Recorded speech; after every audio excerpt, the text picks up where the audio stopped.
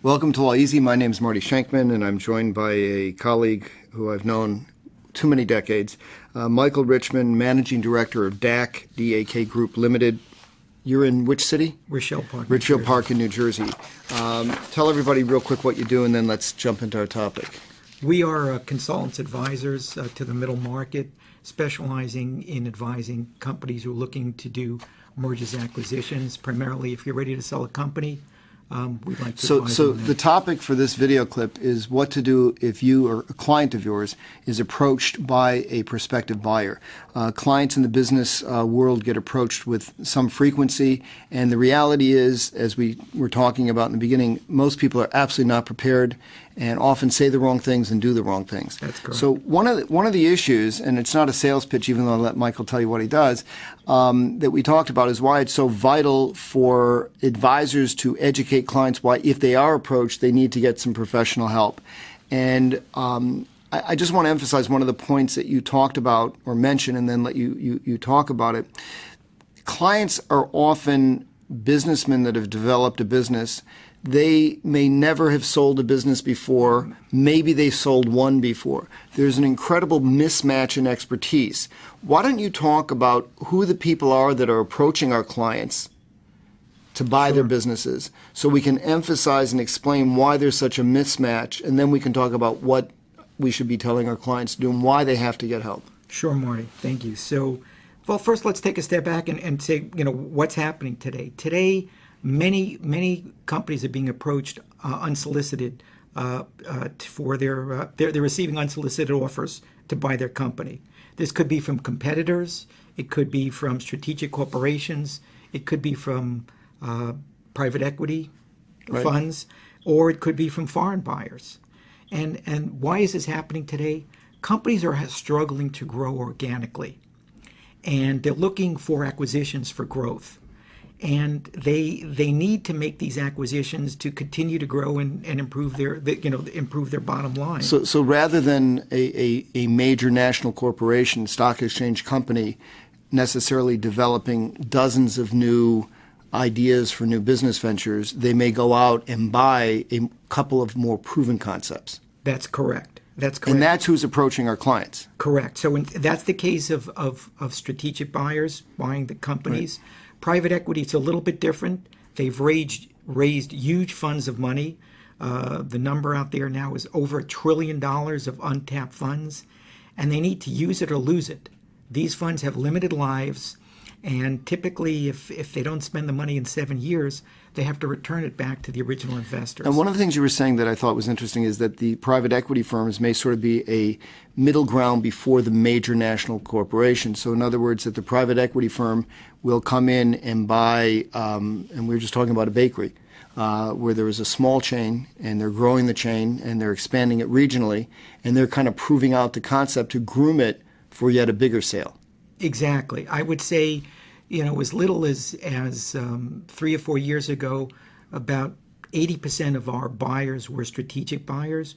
Now we're seeing what we would call strategic private equity companies making a lot of acquisitions. They are focused on a certain space.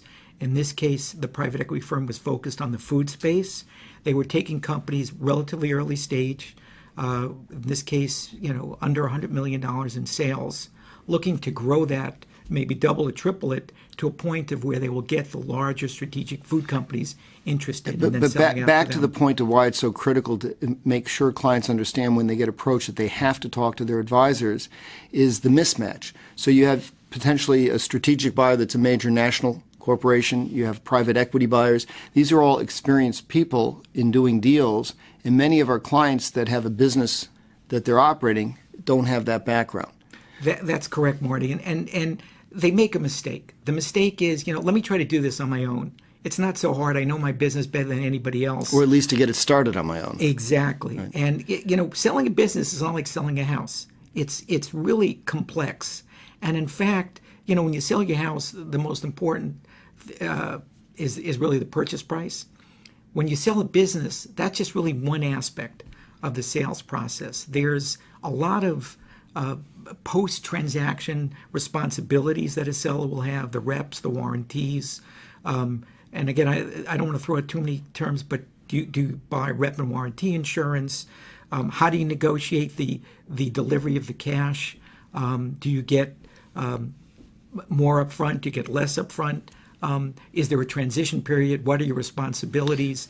These things that the seller is very experienced, the buyer is very experienced with, the seller may not have much experience. So let's just kind of quickly go through who we need to tell our clients they need to get together. It really sounds like a team from what we were talking about. Correct. So they're going to need an accountant because they may have to do work to groom the books and records. It may be a bigger accounting firm to better groom the books and records. Correct. They need corporate counsel to help They'll M&A need counsel. counsel that's experienced with mergers and acquisitions. Right. Which may or may not be the existing advisors. It doesn't mean the existing advisors don't have a role. But one of the things, and we unfortunately don't have time on this clip to get into it, that we were talking about is how sometimes existing advisors it's beyond the scope of their expertise. Correct. And they don't really guide the client to the right experts because they're trying to maintain what they think is the relationship to their detriment and the client's detriment. Correct. So the accountant, the attorney, investment banker, appraiser. Those are the team. I think that very often you'll find the investment banker is the quarterback of the group, but the key is getting the right people with the right experience. And finally, it's really the last point I would make. It's not the purchase price, the gross purchase price, but what the net you're going to get after taxes. So the key is structuring this thing on a tax effective basis. And that's not even talking about estate planning, which is not for this topic. Any final comments to wrap up? I think that the advice I would say is don't make a mistake. I got a great offer. I don't want to rock the boat. If they already have an existing offer. Great. If they have an existing, if they've been approached and there was an offer, that doesn't mean you have to take it. That doesn't mean it's not subject to negotiation. It may not.